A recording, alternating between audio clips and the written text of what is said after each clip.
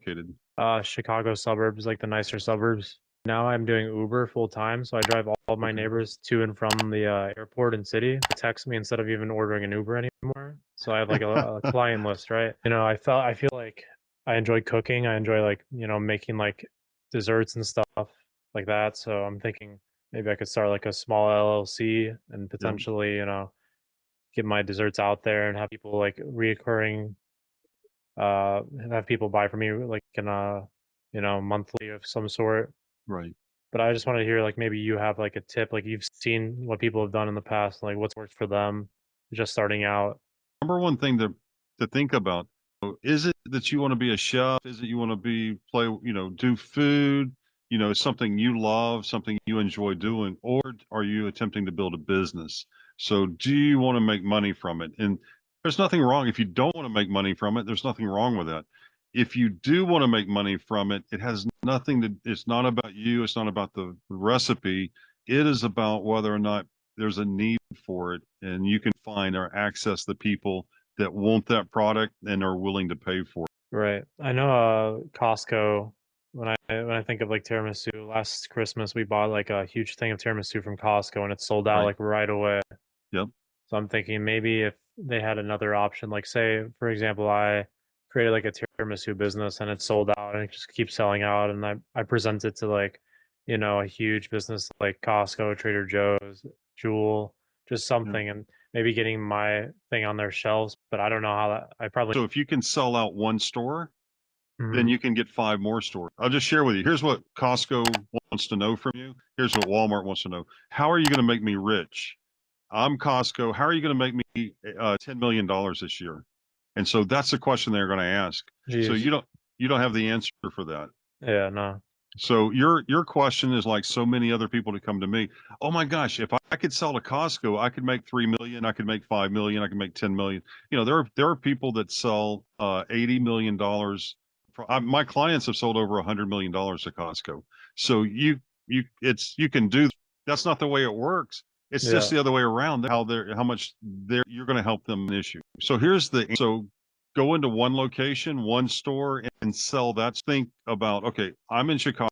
You're in one of the largest cities in America. Mhm. You're unable to make enough tiramisu for the city of Chicago.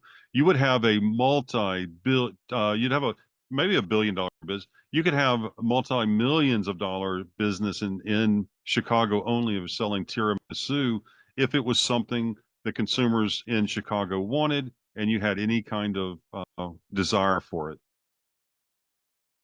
What do you think? Just curious, what do you think the average sales dollars per week is on an guess on what the average sales per week for one item is? $18.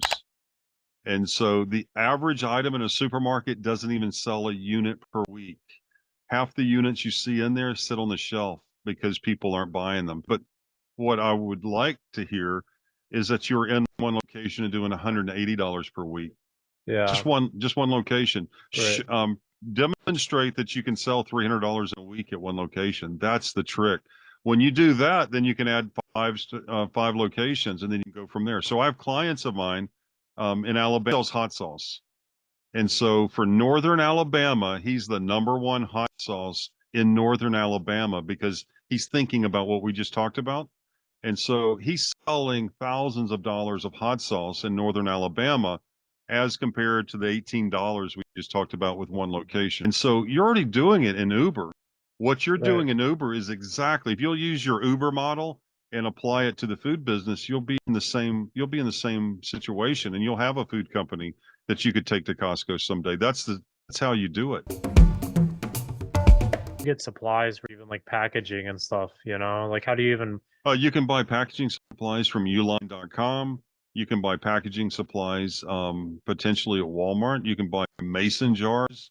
It's Mm. very simple. If you're selling, when you get started and you're selling a product, you can put a white label on it and take a Sharpie and sign your name Will's Best because people aren't buying. They're not buying the label. They're not buying the product. They're buying your smile, your booth, your banner, your whatever it is, the demo, your kitchen, your friend's kitchen, your friend's restaurant.